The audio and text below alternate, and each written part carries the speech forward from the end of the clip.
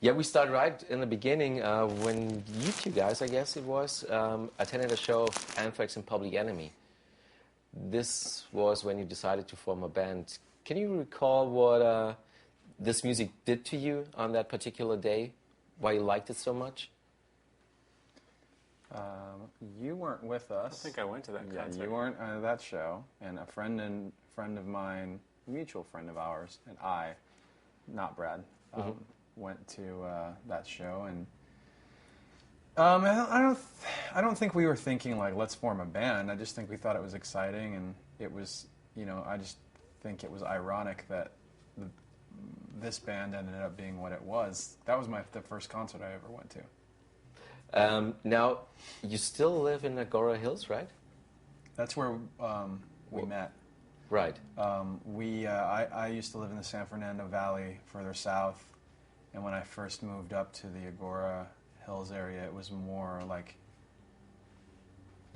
there weren't that many kids that even listened to rock where I grew up. It was all rap.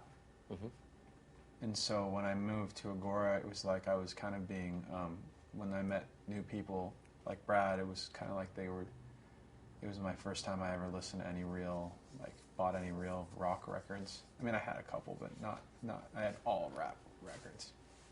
How was it growing up there? What kind of music were you into, Brad? I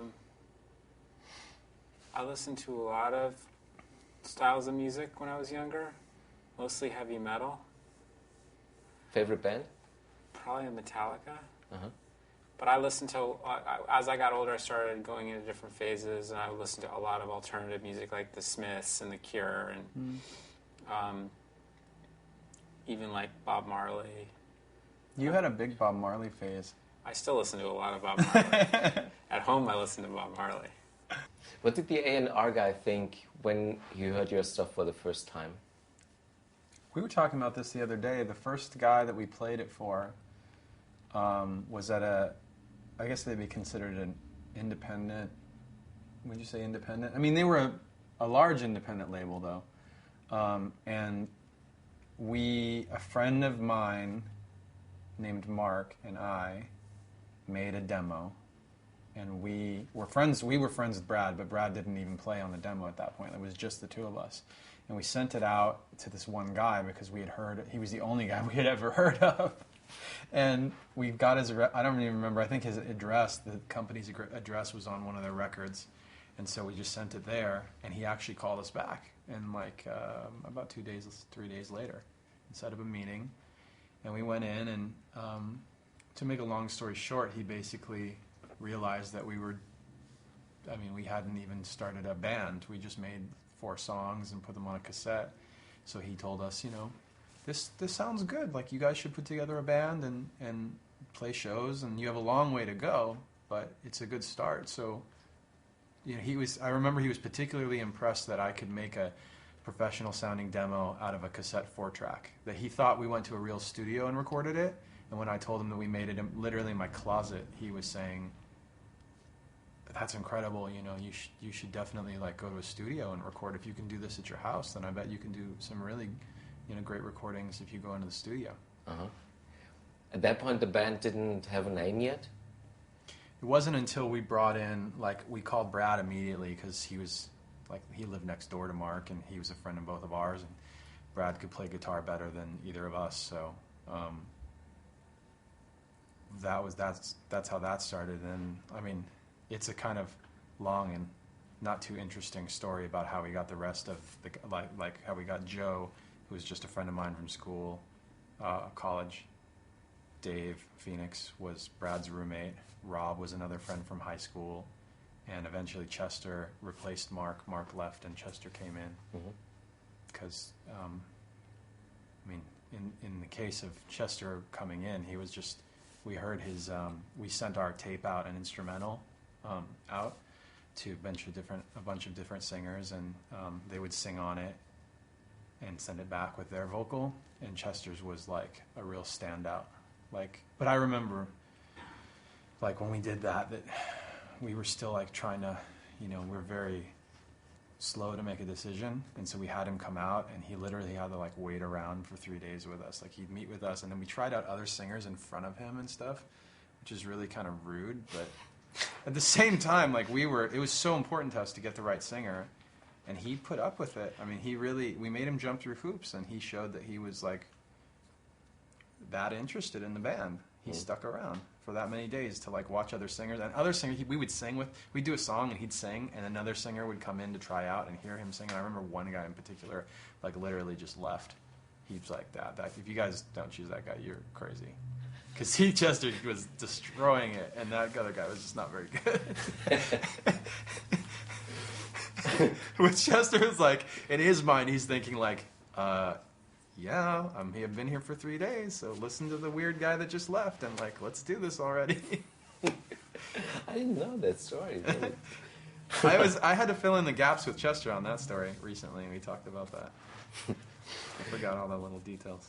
So when Chester joined, was the band, was it called Hybrid Theory still? It was Zero, and then Zero. And then when we were making our first record, we changed it to Hybrid Theory. And then eventually... Oh, no, I'm sorry. Other way around. It was Zero, and then when Chester joined, it was Hybrid Theory. And then when we were making our first record, we switched to Linkin Park, and Hybrid Theory became the name of that album. Good decision. Well, why is Linkin Park such a good name still? Do you have any regrets that you called yourself Linkin Park? No, just because it's like easy to say, and it's like generic enough that it's nothing cool about the name itself. Like, it was just the name of a park. There's nothing cool about it. But, you know, it was like a blank slate in a way that it didn't have any real association other than if you live next to a park with that name. Now it embodies, you know, when you hear that name, you think of the songs and the music and whatnot.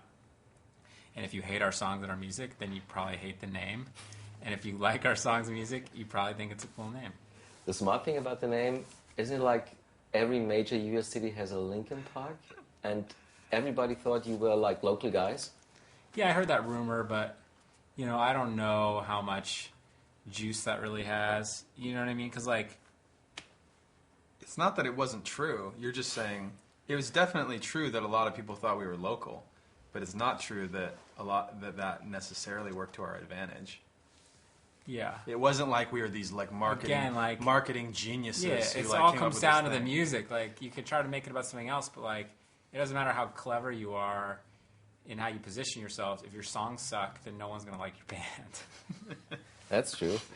I mean, we even chose the spelling of Linkin because we wanted the website, we wanted the domain, and Lincoln was taken, so we changed the spelling of the name, and then we got the domain. Mm-hmm. And I mean, I guess that points to our like interest in the internet at that stage in the game, which was kind of I've been told is pretty early for bands to be that interested in the internet. But again, like Brad said, you know, you could be a marketing genius, but if the music is garbage, then that's only going to get you so far.